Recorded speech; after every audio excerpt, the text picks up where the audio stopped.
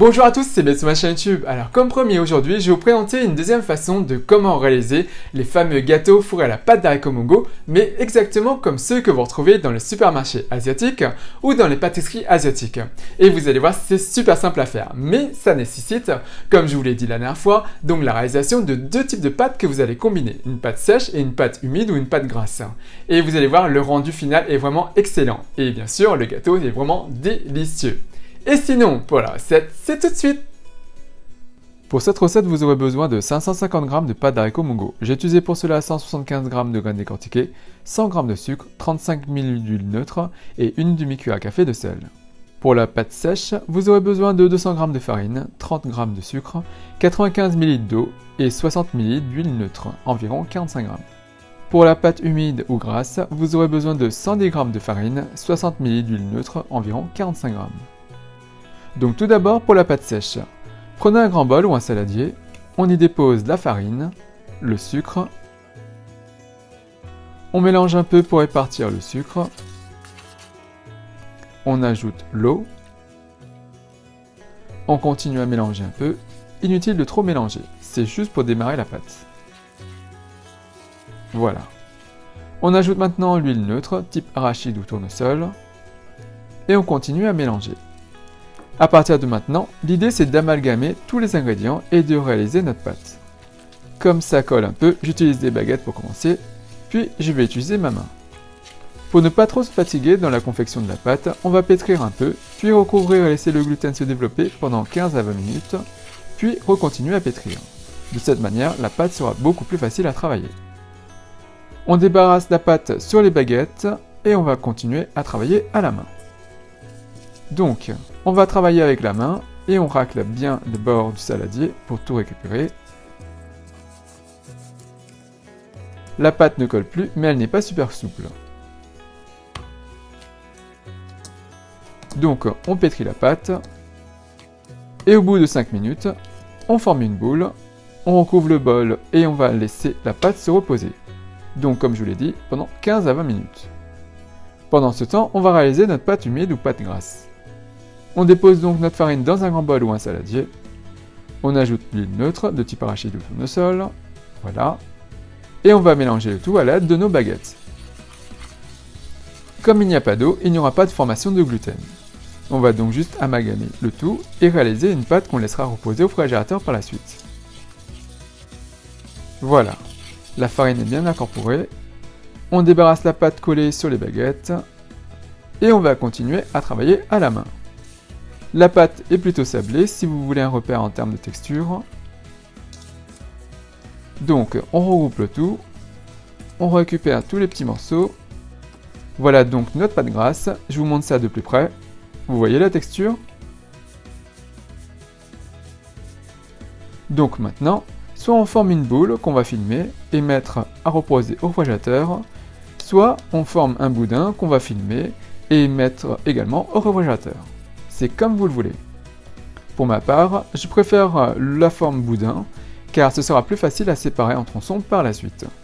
Donc maintenant qu'on a notre boudin ou notre cylindre, on prend un film alimentaire, on dépose notre boudin dessus et on le filme.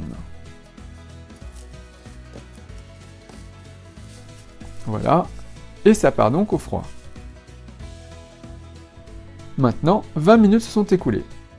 On découvre notre pâte sèche, et on va continuer à la travailler. Vous allez voir qu'elle est beaucoup plus souple et facile à travailler. On va la pétrir pendant 5 bonnes minutes. Puis, on va former une boule qu'on va déposer dans le saladier et qu'on va filmer. Et on va laisser la pâte se développer pendant 1 heure. Au bout d'1 heure, on découvre le bol. Puis, on décolle la pâte. Voilà. Et on va la rouler pour former un long cylindre ou un long boudin.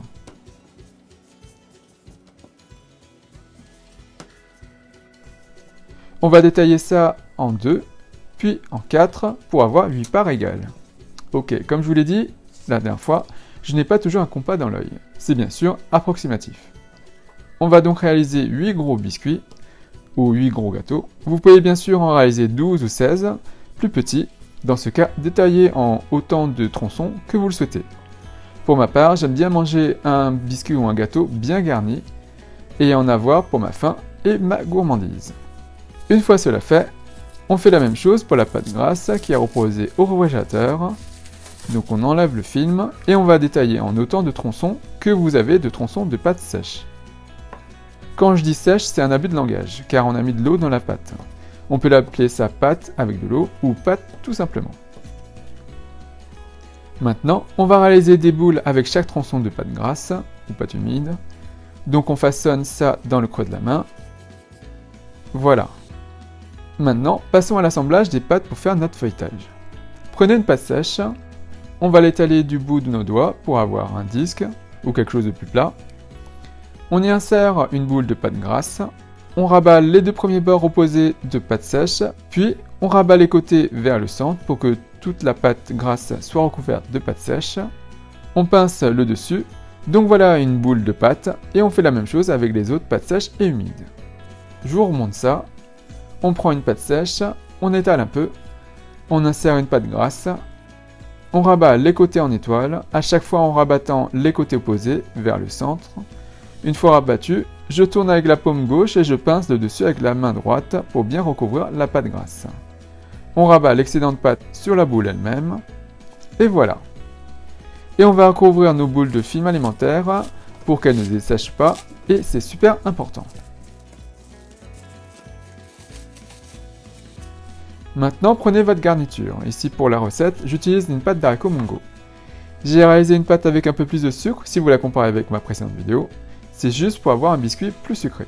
On va maintenant récupérer une bonne cuillère à soupe de pâte et on va former une boule. On va en avoir 8 énormes. Comme je vous l'ai dit, c'est pour réaliser de gros biscuits ou gâteaux bien garnis. Mais vous pouvez bien sûr en réaliser des plus petits. On façonne une boule en la manipulant à l'intérieur des creux de nos mains. Et voilà le résultat pour notre boule de pâte d'haricots Mungo. Et voilà pour nos 8 boules. Elles sont énormes. Je me régale déjà, rien que d'y penser. Maintenant, pour la confection finale, prenez une boule de pâte sèche et humide. Laissez les autres sous le film alimentaire. Je vous montre deux techniques de confection. Faites celle que vous voulez. Dans la première, on va l'étaler à l'aide d'un rouleau à pâtisserie. Si ça colle, comme ici, vous pouvez bien sûr fariner légèrement votre rouleau. Donc, on étale la pâte sur sa hauteur et on va donc avoir une forme un peu plus ovale. On roule la pâte sur sa hauteur, faites échapper un maximum d'air. On la retourne à 90 degrés. Maintenant, prenez votre rouleau et étalez la pâte de nouveau sur sa longueur. Votre pâte étalée est déjà moins large mais reste longue. Voilà. Et on va la rouler de nouveau en cigare ou en escargot. On a donc un petit boudin roulé. On reprend notre rouleau à pâtisserie et on va étaler la pâte pour avoir un disque ou un carré. Et là vous voyez l'effet d'avoir une pâte sèche et humide. On a déjà de la pâte qui sèche et qui crée un feuilletage. Évitez quand vous voyez que la pâte commence à sécher de trop la manipuler. Si vous continuez à la manipuler en l'étalant avec le rouleau à pâtisserie, vous voyez ce que ça fait? On est en train de déchirer le feuilletage. Donc maintenant, prenez votre pâte étalée et déposez une boule d'haricots Mungo au centre. Comme tout à l'heure, on va rabattre chaque côté opposé vers le centre, pincer pour colmater, prendre les bords opposés et rabattre au centre, puis les bords. Ensuite, on va comme pour des buns, tirer la pâte avec la main droite vers le haut, tout en tournant avec la gauche et pincer le haut de la boule avec la main droite. Donc, on tourne, on tire vers le haut et on pince. On emprisonne ainsi notre garniture. L'excès de pâte sur la pointe, on va la rabattre sur la boule. Et voilà, notre biscuit ou gâteau est prêt. On peut l'aplatir pour lui donner la forme d'un petit galet ou le laisser en boule. C'est comme vous voulez. Et on le place maintenant sous le film cellophane ou film alimentaire. Pensez toujours à bien les couvrir pour qu'ils ne dessèchent pas. Pour la deuxième technique, on prend une boule de pâte sèche humide. On refarine un peu notre rouleau à pâtisserie. On étale notre pâte. On tourne notre pâte à 90 degrés.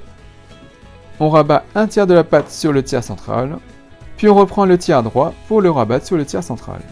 on étale notre pâte, on rabat le tiers inférieur vers le tiers central, et on rabat le tiers supérieur vers le tiers central. Et on va étaler notre petit pâton en disque ou en carré, comme tout à l'heure. Avec cette technique, vu qu'on va créer moins de couches, on aura moins de feuilletage. Mais la pâte va moins se déchirer. On va de la même manière poser au centre notre pâte d'haricots mongo. On rabat les deux premiers bords opposés au centre qu'on pince pour souder. On prend les deux autres bords qu'on rabat et qu'on pince également pour souder. Idem pour les côtés. Et là, comme pour la précédente vidéo, on va avec la main gauche tirer la pâte extérieure vers le haut et tourner avec la main droite. Et on rabat maintenant la pointe sur la boule pour terminer. Et voilà. Comme on a étiré la pâte, l'arrière n'est pas déchiré. Et on continue à faire ça pour tout le reste. Pour ceux qui le veulent, vous pouvez bien sûr décorer le dessus avec du colorant alimentaire, mais c'est facultatif. Si vous avez des tampons, vous pouvez aussi apposer votre tampon dessus. J'utilise ici du colorant alimentaire rouge. Vous pouvez aussi badigeonner le dessus de jaune d'œuf mélangé avec de l'eau pour faire une sorte de dorure. Et sinon, pour la cuisson, c'est 30 minutes à 165 degrés à chaleur tournante. N'oubliez pas bien sûr de préchauffer votre four avant. Et je les enfourne un peu plus bas que la mi-hauteur. Et voilà, au bout de 30 minutes, c'est prêt. On va bien sûr laisser refroidir ça un peu. Et pour vous montrer ça de plus près,